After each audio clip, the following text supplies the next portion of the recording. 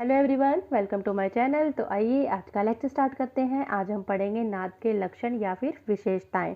एक ही बात है और नाद की परिभाषा और इसके प्रकार हम पहले ही कर चुके हैं। नाद का मतलब जैसे कि मैं आपको बता चुकी हूँ, ध्वनि होता है। तो आइए देखते हैं नाद का छोटापन और बड़ापन, जिसको इंग्लिश में हम कहते हैं मैग्नीट्यूड। नाद का ऊंचापन और नीचापन, इसको इंग्लिश में हम कहते हैं पिच। नाद की जाति या फिर गुण, इसको इंग्लिश में कहते हैं टिम्बर। तो ये नाद की तीन विशेषताएं, इनको हम डिटेल से पढ़ते हैं।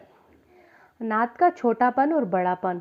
नाद जैसा कि आपको पता है कि हमारी ध्वनि है।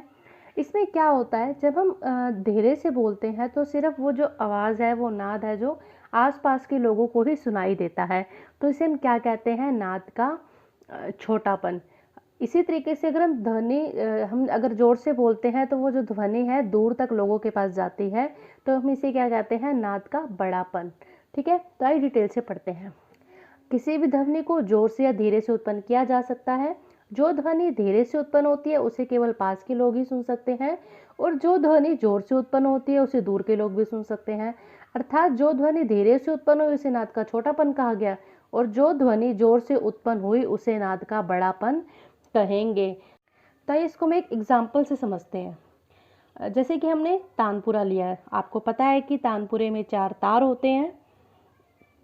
तो हमने क्या किया, जब हम तानपुरे को अधिक जोर से बजाते हैं या अधिक जोर से छेड़ते हैं तो उसकी जो आवाज़ है वो अधिक दूर तक जाती है। तो इसमें क्या होता है कि जो तार के आंदोलन की जो चौड़ाई होती है वो ज़्यादा होती है, जिस कारण से आवाज़ है वो दूर तक जाती है। अब आंदोलन आपको मैं पहले ही बता चुकी हूँ, कंपन। इसी तरीके से यदि हम तानपुरे को धीरे से बजाते हैं तो उसकी जो आंदोलन की चौड़ाई होगी वो कम होगी, और वो जो आवाज़ है सिर्फ पास के लोगों को ही सुनाई दे सकेगी।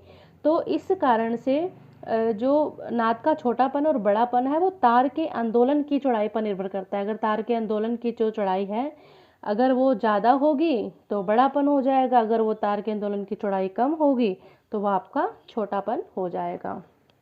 नाद का ऊंचापन और नीचापन। इसमें क्या होता है, जब एक नाद दूसरे नाद से ऊंचा हो तो आपका नाद का ऊंचापन कहलाता है, और नीचापन जब एक नाद दूसरे नाद से नीचा हो तो आपका नाद का नीचापन कहलाता है। प्रत्येक नाद दूसरे नाद से ऊंचा या फिर नीचा होता है, कभी भी सभी नाद एक समान नहीं होते। जैसे सा से ऊंचा रे है तथा गा है, तथा और रे गा से नीचा है। जैसे कि आपको पता है कि सा से ऊपर जो ध्वनि है वो रे की है, गा मापा ये आपके स्वर है। अगर बात करें यही हम रे गा से नीचा है, तो गा की जो ध्वनि है वो रे से ऊपर है, तो फिर इसी तरीके से रे आपका क्या हुआ, गा से नीचा हुआ। ठीक है, जब एक नाद दूसरे नाद से ऊंचा होता है तो उसे नाद का ऊंचापन कहेंगे, और जैसे सा से ऊंचा रे है। जब एक नाद दूसरे नाद से नीचा होता है तो इसे नाद का नीचापन कहते हैं। जैसे माँ से नीचा गा है, जो गा की ध्वनि है वो माँ से नीची है। अगर हम बात करें जो आपका नाद का ऊंचापन और नीचापन है, बेसिकली आंदोलन संख्या पर निर्भर करता है। कैसे, जैसे कि सा की जो आंदोलन संख्या है वो 240 प्रति सेकंड है, और रे की जो आंदोलन संख्या है वो 270 है। अब आपको पता चल रहा होगा कि 240 और 270, तो 270 जो आंदोलन संख्या है वो ज़्यादा है, तो सीधी सी बात है रे की जो ध्वनि होगी वो ज़्यादा होगी। तो इसी तरीके से जो नाद का ऊंचापन और नीचापन आपका निर्भर कर रहा है वो आपका आंदोलन संख्या पर निर्भर कर रहा है। और इससे पहले हमने पढ़ा था कि नाद का छोटापन और बड़ापन वो जो आपका निर्भर करता है वो आपका तार के आंदोलन की चौड़ाई पर। ठीक है, अब है थर्ड पॉइंट आपका नाद की जाति या फिर गुण। प्रत्येक वाद्य की जो ध्वनि है दूसरे वाद्य की ध्वनि से भिन्न होती है, हालांकि सभी में ही स्वर है, सारे गामा पा धा नि सा आपके यही ही स्वर है, फिर भी अलग अलग हर वाद्य की जो ध्वनि है वो अलग अलग है।